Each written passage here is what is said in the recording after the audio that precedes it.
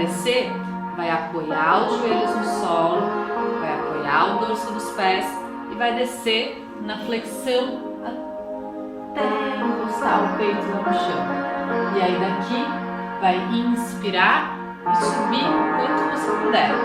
Não dá para subir muito, apoia o antebraço no chão e faz a postura da cobra aqui, desse jeito. Exala, flexiona.